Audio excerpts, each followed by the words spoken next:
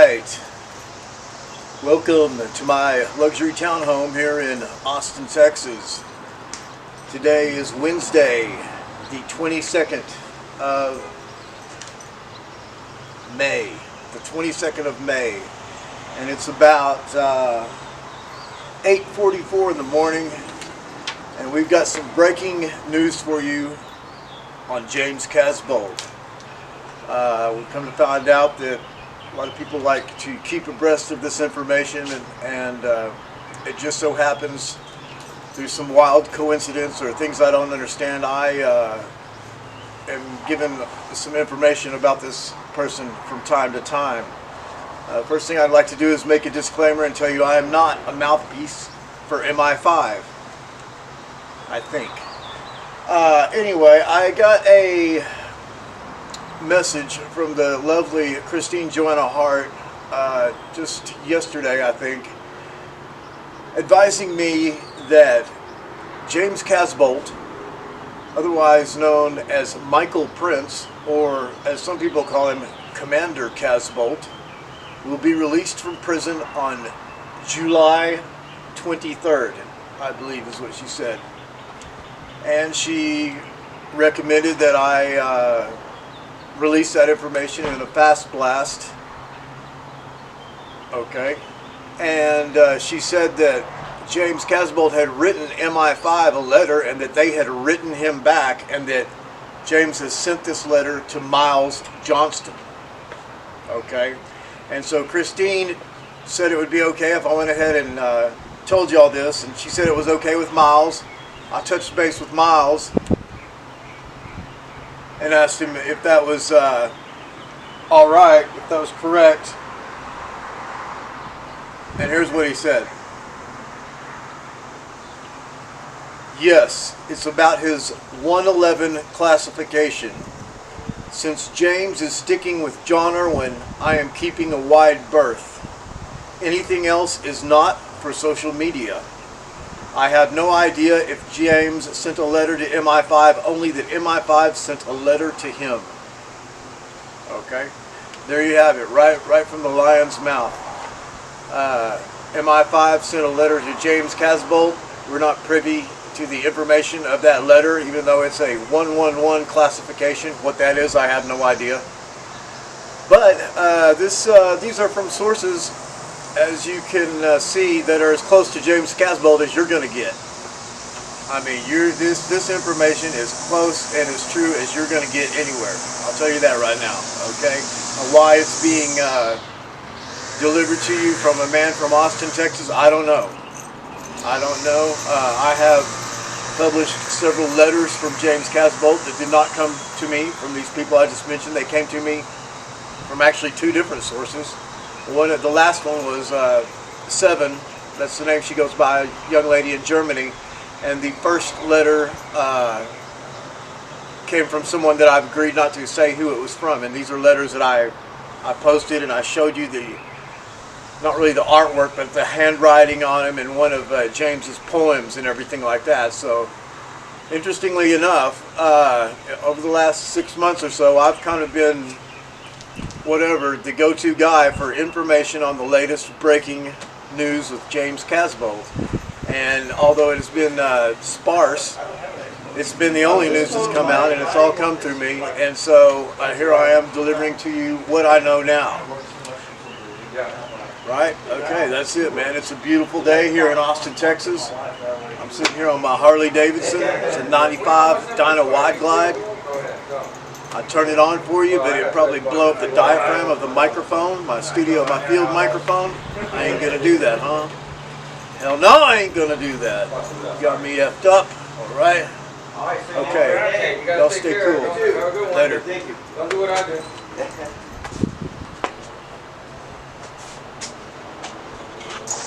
Oh, you're such a good boy. Oh, you're a gypsy. Oh, now you want to get down, buddy? Okay, here you go. Get down.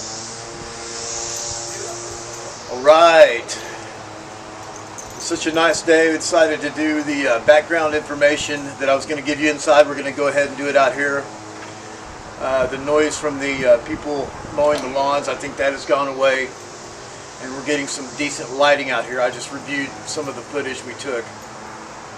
Okay, so we've got an interesting cast of characters here. We've got Christine Joanna Hart, ex-MI5 operative.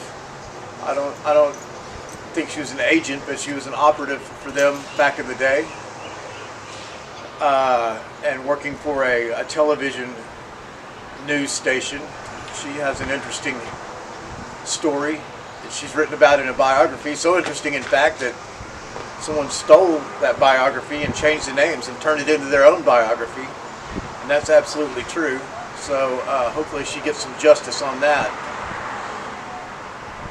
Miles Johnston, the proprietor of Bases Project, a well-known person in the community, in the truther movement, and somebody who was involved in the pirate radio stuff back in the 70s. And so he's had a long history in the media. And Miles Johnston is the first person who interviewed me for my story. I'm an author and an experiencer, just as I interview compelling authors and experiencers on my show, You Don't Know. And so Miles Johnston kind of gave me my first crack at introducing me to the world, and so I appreciate that. And John Irwin, very enigmatic person. Apparently John Irwin, or Miles Johnston, is on the outs with John Irwin right now, and John Irwin has a book, The 16 One Step Beyond, The Secrets Were in Jaraba. And I've read most of this book, and let me tell you, it blows me away. All the operations that he was involved in, but most, in particular, this system of fighting that he was indoctrinated into, which is just like in all senses of the word, it's like a super soldier type of deal, like where one man can defeat, 4 or 5 men while he's unarmed, to take their weapons away and just destroy them using a number of different tactics, and apparently some superhuman speed and stuff like that, and also some psychological type, hypnosis type stuff. I don't understand it. He didn't give, that many details so far where I'm at in the book, but I'll definitely recommend that book for reading on anyone in the truther community. The 16 One Step Beyond, The Secrets Were in Jaraba by John Irwin. Now it's interesting that James Casbolt is now teaming up with John Irwin.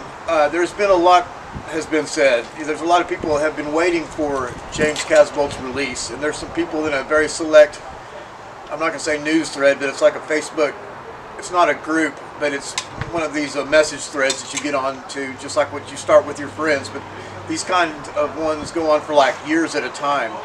And I'm in one.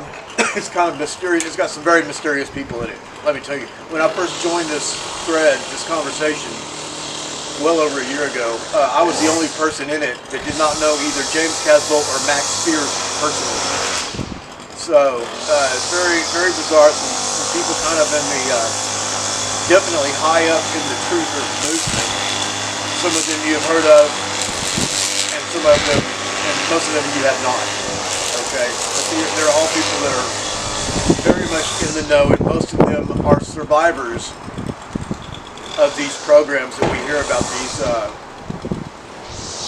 MK Ultra type programs, like Project Ibis, which James Casbolt says that he was involved in. There are several people in this secretive group that I'm talking to you about that were involved in Project Ibis, and like I said, several of them know James Casbolt personally.